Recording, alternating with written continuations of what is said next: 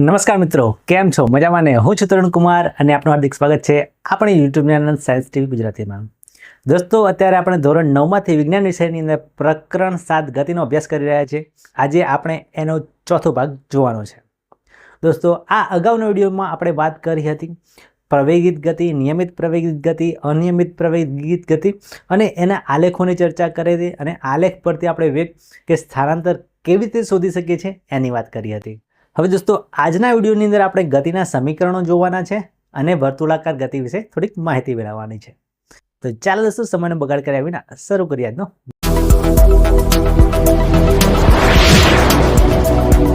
Video. તો ચાલો દોસ્તો, શરૂ કરીએ છીએ. સૌથી પહેલા ગતિના સમીકરણો. દોસ્તો, કોઈ વસ્તુ ગતિ કરતી હોય ત્યારે એની ગતિ સાથે ઘણી બધી ભૌતિક રાશિઓ જોડાયેલી હોય છે, જેમ કે વેગ, પ્રવેગ, એને કાપેલું અંતર, કરેલું સ્થાનાંતર અને સમય. હવે વૈજ્ઞાનિકોએ આ કોઈ વસ્તુ ગતિ કરતી હોય એની જુદી જુદી જે પરિબળો, જે ભૌતિક રાશિઓ હોય એ એકબીજા સાથે સંબંધ ધરાવે છે, એને લગતા કેટલાક સમીકરણો આપ્યા જે ગતિના સમીકરણો તરીકે ઓળખાય છે.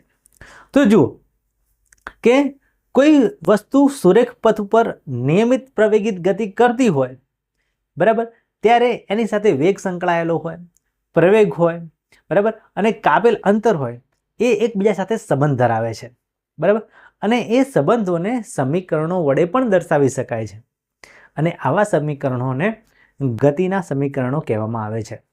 દોસ્તો, ધોરણ 9ના અભ્યાસક્રમની અંદર આ 3 સમીકરણો ખૂબ જ અગત્યના છે, બરાબર. તમારે આ સમીકરણ તારવવાના નથી કે આ સમીકરણ કેવી રીતે આવ્યા. ફક્ત એટલું યાદ રાખવાનું છે કે આ સમીકરણો શેના વિશે છે અને એ સમીકરણને યાદ રાખવાનું છે અને કોનો કોનો સંબંધ બતાવે છે એ યાદ રાખવાનું છે, બરાબર. આ સમીકરણોની તારવણી થોડીક જટિલ છે, લાંબી છે, ધોરણ 9ના અભ્યાસક્રમમાં નથી, એટલે ફક્ત આપણે આને સમીકરણો યાદ રાખીશું. તો જો સૌથી પહેલું સમીકરણ છે v બરાબર u પ્લસ at, બરાબર. અહીંયા v અને u આપણે જાણીએ છીએ કે પ્રારંભિક વેગ અને અંતિમ વેગ છે, એ પ્રવેગ છે અને t એ સમય છે, બરાબર. આ સમીકરણ છે એ વેગ અને સમય એના બંને વચ્ચેનો સંબંધ બતાવે છે, બરાબર. એટલે આવા સમીકરણોની અંદર તમને પ્રારંભિક વેગ, અંતિમ વેગ કે પ્રવેગ આપેલો હોય તો તમે સમયને શોધી શકો છો કે કેટલો સમય લાગ્યો હશે, બરાબર. આ ઉપરાંત બીજું જે સૂત્ર છે એ તમે જુઓ, s બરાબર ut પ્લસ 1/2 at સ્ક્વેર, બરાબર. આની અંદર પણ તમે જુઓ t સમય છે, u અને v અંતિમ અને પ્રારંભિક વેગ છે, અહીંયા v તો છે જ નહીં, પણ એ છે એ પ્રવેગ છે, બરાબર, અને s છે એ કાપેલું અંતર છે. અને આ સમીકરણ સ્થાન અને સમય વચ્ચેનો સંબંધ બતાવે છે, બરાબર. સ્થાન એટલે અહીંયા s આવે છે, એટલે કે કાપેલું અંતર, બરાબર. તો એ સમય અને સ્થાન એટલે કે કાપેલા અંતરનો સંબંધ બતાવે છે. અને જે છેલ્લું સૂત્ર છે 2as બરાબર v square minus u square, બરાબર, એ છે એ વેગ અને સ્થાન વચ્ચેનો સંબંધ બતાવે છે. એટલે વેગ અને સ્થાનાંતર એટલે મતલબ કાપેલું અંતર છે અહીંયા, એના વચ્ચેનો સંબંધ બતાવે છે. તો દોસ્તો, આ 3 સમીકરણો છે એ ખાસ તમે તૈયાર કરી દેજો, બરાબર. પરીક્ષામાં પૂછાઈ શકે છે કે ભાઈ કયું સમીકરણ કોનો સંબંધ બતાવે છે, તો તમને આવડવું જોઈએ. થોડીક પ્રેક્ટિસ કરશો તો તમને આ સમીકરણો તૈયાર થઈ જશે, બહુ હાર્ડ નથી. ચાલો મિત્રો, હવે જોઈએ છીએ નિયમિત વર્તુળાકાર ગતિ. દોસ્તો, નિયમિત વર્તુળાકાર ગતિ આપણે સમજવા માટે સૌથી પહેલા વાત કરવી પડે પ્રવેગની. પ્રવેગ શું છે એ આપણે જાણીએ છીએ કે વેગમાં થતો ફેરફાર એટલે એને આપણે પ્રવેગ કહીએ છીએ. વેગમાં ફેરફાર થાય, કાં તો વેગ વધે અથવા તો ઘટે, એ જે ફેરફાર થાય છે એને આપણે પ્રવેગ કહીએ છીએ, બરાબર. એકમ સમયમાં થતા વેગમાં થતા ફેરફારને પ્રવેગ કહીએ છીએ, બરાબર. હવે વેગમાં ફેરફાર એ વેગના મૂલ્યમાં કે દિશામાં થતા ફેરફારને કારણે હોઈ શકે છે. વેગમાં ફેરફાર ક્યારે થાય? તો એવું થાય કે વેગના મૂલ્યમાં ફેરફાર થાય, બરાબર. એટલે વેગ વધે અથવા તો ઘટે એટલે વેગમાં ફેરફાર થયો કહેવાય. અથવા તો જે વસ્તુ ગતિ કરી રહી છે એની દિશા બદલાય, દિશામાં ફેરફાર થાય, ત્યારે પણ વેગમાં ફેરફાર થવાની શક્યતા છે. અને ત્રીજો ઓપ્શન છે કે બંનેમાં ફેરફાર થાય. વેગ વધે ઘટે એટલે મૂલ્યમાં ફેરફાર થાય અને સાથે સાથે દિશા પણ બદલાતી હોય તો પણ વેગમાં ફેરફાર થઈ શકે છે, એટલે કે વસ્તુ પ્રવેગિત ગતિ કરી શકે છે. બરાબર, ફરીથી સમજી લેજો. વેગ વધઘટ થાય અથવા તો એ દિશા બદલે. કોઈ વસ્તુના વેગ છે એ વેગ વધઘટ થાય અથવા એ દિશા બદલે ત્યારે એનો વેગમાં ફેરફાર થાય અને વેગમાં ફેરફાર થાય તો પ્રવેગિત ગતિ કરે છે. પરંતુ દોસ્તો અહીંયા પ્રશ્ન આવે છે કે શું કોઈ વસ્તુ પોતાના વેગમાં ફેરફાર ના કરે, એટલે કે વેગના મૂલ્યમાં ફેરફાર ના કરે, વેગ વધઘટ ના થાય, વેગ કોન્સ્ટન્ટ રહે, પણ ખાલી એની દિશા બદલાય, એ વસ્તુની દિશા બદલાય તો શું વેગમાં ફેરફાર થશે? એટલે વેગના મૂલ્યમાં ફેરફાર નથી કરવાનો, ખાલી એ વસ્તુની દિશા બદલવાની છે. અને જો દિશા બદલીએ તો શું વેગમાં ફેરફાર થઈ શકે છે? આપણે સમજવાનું છે. માની લો કે એક દોડવીર છે, એ દોડે છે, બરાબર, અને એ આ રીતે લંબચોરસ આકારમાં ગતિ કરે છે. અહીંયા એક વસ્તુ ખાસ ધ્યાનમાં રાખવા જેવી છે કે એ દોડવીર છે એનો વેગ, એનું મૂલ્ય બદલાતું નથી, ફક્ત દિશા બદલાય છે. માની લો કે એક દોડવીર છે એ ABCD માર્ગે અહીંયા ગતિ કરે છે, બરાબર, લંબચોરસની અંદર, અને એ જ્યારે વળાંક લે છે ત્યારે પણ માની લો, અત્યારે આમ તો એવું શક્ય નથી પણ માની લો કે એ A થી B જાય છે, B થી C જાય છે અને એ રીતે ગતિ કરતો જાય છે, ત્યારે એના વેગના મૂલ્યમાં કોઈ ફેરફાર થતો નથી, ફક્ત એની દિશા બદલાય છે. બરાબર, તો એ રીતે એના વેગમાં ફેરફાર થાય છે. બરાબર, હવે માની લો કે એ આ રીતે લંબચોરસ આકારમાં નથી ગતિ કરતો, એ આ રીતે ષટકોણ આકારમાં ગતિ કરે છે. બરાબર, તો જોઈ લો તો એને કેટલી વખત પોતાની દિશા બદલવી પડશે? અહીંયા એ 4 વખત પોતાની દિશા બદલતો હતો. બરાબર, ચલો અહીંયા એ 6 વખત પોતાની દિશા બદલશે. બરાબર, ABCDEF. ઓકે, હવે એના કરતાં પણ વધારે વિચારો તમે કે ચલો હવે અષ્ટકોણ બનાવે છે, અષ્ટકોણ આકારમાં એ દોડવીર દોડે છે, ત્યારે એને કેટલી વખત પોતાની દિશા બદલવી પડતી હશે? તો 8 વખત થશે. બરાબર, અહીંયા 4 વખત થતી હતી દિશા બદલવાની, અહીંયા 6 વખત, અહીંયા અષ્ટકોણમાં 8 વખત પોતાની દિશા બદલે છે. અને છેલ્લે ચલો એ અસંખ્ય વખત પોતાની દિશા બદલે છે, તો એ જે આકાર છે હવે બિંદુ સ્વરૂપે ગણવામાં આવે તો એ વર્તુળાકાર માર્ગ ઉપર આવી જાય છે. બરાબર, અને વર્તુળાકાર માર્ગની અંદર અહીંયા દરેક સેકન્ડે આપણે કહી શકીએ કે એ પોતાની દિશા બદલે છે, દરેક સેકન્ડે એના વેગમાં ફેરફાર થાય છે. બરાબર, પણ અહીંયા વેગના મૂલ્યમાં ફેરફાર થતો નથી, ફક્ત દિશા બદલાય છે. બરાબર, અને વેગમાં ફેરફાર થાય છે. અને આવી ગતિને નિયમિત વર્તુળાકાર ગતિ કહેવામાં આવે છે. એટલે કે દોસ્તો અહીંયા જે વર્તુળાકાર ગતિ છે એ વર્તુળાકાર માર્ગની અંદર એની દિશા બદલવાના કારણે જ એના વેગમાં ફેરફાર થાય છે. આમ દોસ્તો જ્યારે દોડવીર એ વર્તુળાકાર પથ ઉપર ગતિ કરે છે ત્યારે એના જે વેગમાં ફેરફાર થાય છે એ વેગમાં મૂલ્યમાં ફેરફાર થતો નથી, પરંતુ ફક્ત એની દિશામાં ફેરફાર થાય છે, એના કારણે એના વેગના મૂલ્યમાં ફેરફાર થાય છે. આમ વર્તુળાકાર પથ ઉપર દોડતો દોડવીર એ પ્રવેગિત ગતિ કરે છે એમ કહેવાય. હવે દોસ્તો ધારો કે જે વર્તુળ છે એ r ત્રિજ્યાનું વર્તુળ છે અને જે વર્તુળનો પરિઘ છે એટલે એની રિંગ બને છે એ 2πr જેટલું હોય છે, તો આપણે બધા જાણીએ છીએ. બરાબર, વર્તુળનો પરિઘ બરાબર 2πr. એટલે દોડવીર જો એ સર્કલ ઉપર દોડતું હોય તો એને જે કાપેલું અંતર છે એ 2πr જેટલું થશે. હવે જો દોડવીર r ત્રિજ્યાવાળા વર્તુળ ઉપર એક ચક્કર પૂરું કરે અને એક ચક્કર પૂરું કરવા માટે t જેટલો સમય લે તો એનો વેગ કેટલો થાય? તો દોસ્તો વેગ થશે વેગ બરાબર અંતર ભાગ્યા સમય.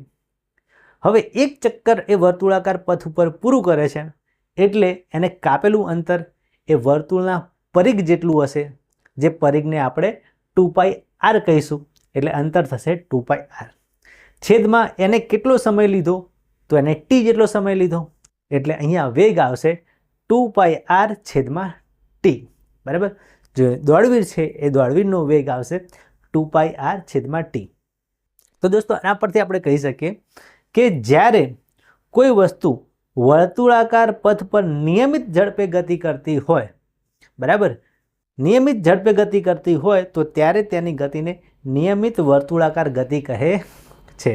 જ્યારે કોઈ વસ્તુ આ રીતે વર્તુળાકાર પથ ઉપર ગતિ કરતી હોય પણ એનો નિયમિત વેગ હોય, બરાબર, એટલે સમાન સમયમાં સરખું એનો વેગ રહેતો હોય, અચળ રહેતો હોય વેગ, તો પછી એવી ગતિને નિયમિત વર્તુળાકાર ગતિ કહે છે.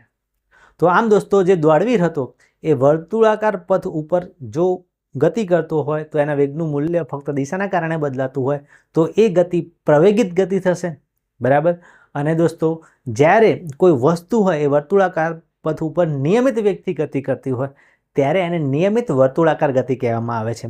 દોસ્તો, એના કેટલાક ઉદાહરણ જોઈએ તો દોરીને છેડે આપણે કોઈ પથ્થર બાંધી દઈએ અને પથ્થરને પછી ગોળ ગોળ ફેરવીએ, બરાબર, તો એ પથ્થર છે એ વર્તુળાકાર પથ ઉપર નિયમિત રીતે ગતિ કરશે, એટલે એ ગતિ નિયમિત વર્તુળાકાર ગતિ થશે. દોસ્તો, તમે પણ એવો પ્રયોગ કરી શકો છો કે પથ્થરને દોરી બાંધીને ફેરવો, પણ યાદ રાખજો કે એ છૂટીને કોઈને વાગે નહીં તો તમે કોઈની આંખ ફોડી નાખશો. તો દોસ્તો, પથ્થર ગુમાવતા પહેલાં થોડું ધ્યાન રાખજો. હવે જ્યારે આપણે પથ્થરને દોરી વડે ગુમાવીએ છીએ અને કોઈ પણ એક સેકન્ડે એ દોરીને છોડી દઈએ તો એ પથ્થર કઈ બાજુ જશે? તો ધ્યાન રાખજો કે જે સેકન્ડે તમે પથ્થરની જે દોરી બાંધેલી છે છોડશો એ વખતે જે દિશા તરફ પથ્થર જતો હશે એ જ દિશા તરફ પછી આગળ જશે, બરાબર. એ દોરી છોડ્યા પછી એ પથ્થર એ જ દિશાની અંદર આગળ વધે છે જે દિશામાં એ સેકન્ડે જતો હતો. પછી એ ગોળ રીતે વર્તુળાકાર ગતિ કરતો નથી, બરાબર. એવું જ છે દોસ્તો, જ્યારે કોઈ એથ્લેટ હોય કે જેને ગોળા ફેંકમાં ભાગ લીધો હોય, એ ગોળાને ફેરવીને નાખે છે ત્યારે જે સેકન્ડે એ ગોળાને છોડે છે એ દિશામાં, જ્યારે એ સેકન્ડ માટે જે ગોળાએ પોતાની દિશા પકડી હોય છે, ગોળો પણ એ દિશામાં આગળ વધે છે, બરાબર. એટલે વર્તુળાકાર જે ગતિ હોય એનો આ ખાસ નિયમ છે કે જ્યારે એ વસ્તુ વર્તુળાકાર ગતિ છોડીને દૂર જાય છે ત્યારે એ સેકન્ડે એનો વેગ જે દિશામાં હશે વસ્તુ પણ એ દિશામાં જશે. આ ઉપરાંત દોસ્તો, પૃથ્વીની આસપાસ ચંદ્ર ફરે છે. ચંદ્ર પણ નિયમિત વર્તુળાકાર ગતિ કરે છે. તમે એને પણ વિચારી શકો છો, બરાબર. ચંદ્ર છે એ પોતાની જે કક્ષા હોય છે એ કક્ષામાં પૃથ્વીની આસપાસ પરિભ્રમણ કરે છે. માની લો કે ચંદ્ર અને પૃથ્વીનું ગુરુત્વાકર્ષણ બળ તૂટી જાય તો શું થાય? તો ચંદ્ર પણ જેમ પથ્થર છે એ છૂટી જાય અને એક દિશામાં ગતિ કરવા લાગે છે, એમ ચંદ્ર પણ જો ગુરુત્વાકર્ષણ બળ તૂટી જાય પૃથ્વીનું તો ચંદ્ર પણ ગમે તે એક સેકન્ડે જે સેકન્ડે ચંદ્ર આગળ વધતો હશે એ તરફ એ મુક્ત થઈને જવા લાગશે આખા બ્રહ્માંડની અંદર. આ ઉપરાંત દોસ્તો, પૃથ્વીની આસપાસ આપણે ઘણા બધા ઉપગ્રહો લગાવેલા છે, એ પણ પૃથ્વીની આસપાસ ગોળ ગોળ ફરે છે, એ પણ નિયમિત વર્તુળાકાર ગતિ છે.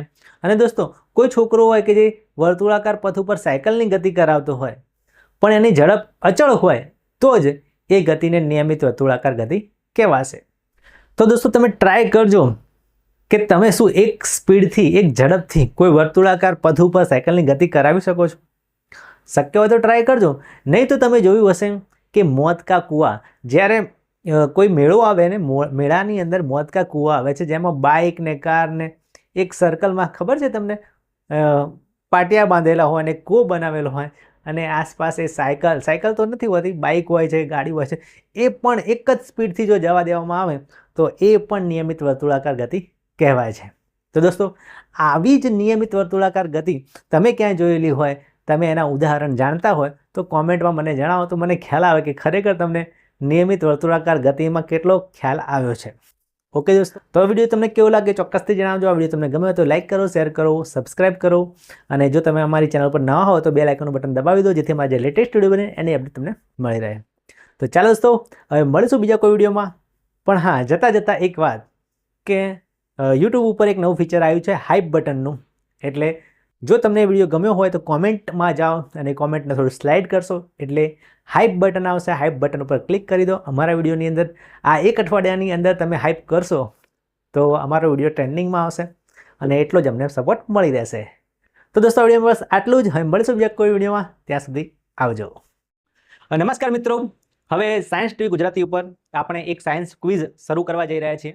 તો તમામ વિદ્યાર્થીઓની અંદર ભાગ લેશો એવી મારી બધાને વિનંતી છે. આપણી ચેનલ ઉપર જે પણ વિડીયો અપલોડ કરવામાં આવશે એની અંદર સાયન્સને લગતા 3 પ્રશ્નો મૂકવામાં આવશે. જે પણ વિદ્યાર્થીઓ એની અંદર ભાગ લેવા માંગે છે એમને એ 3 પ્રશ્નોના જવાબ કોમેન્ટમાં આપવાના રહેશે. એ 3ના જે ક્વેશ્ચન છે એના જવાબ તમારે એક જ કોમેન્ટમાં આપવાના રહેશે. તમે ઈચ્છો એટલી વધુ કોમેન્ટ કરી શકો છો. કોઈ પણ એક કોમેન્ટ છે એ રેન્ડમલી સિલેક્ટ કરીશું અને એને જવાબ ચેક કરીશું. જો તમારા જવાબ સાચા હશે તો તમારો કોન્ટેક્ટ નંબર લઈને તમારું જે ગિફ્ટ છે, પ્રાઇઝ છે એ તમને તમારા એડ્રેસ ઉપર મોકલવામાં આવશે. કે છે તો આ વિડીયોને વધુ શેર કરો. તો ઓલ ધ બેસ્ટ તમામ વ્યક્તિઓ જે આ ક્વિઝમાં ભાગ લે એમને. દોસ્તો, સાયન્સ ટ્રી ગુજરાતી પર સાયન્સ ક્વિઝ ચાલી રહી છે. આજના પ્રશ્નો આ રહ્યા.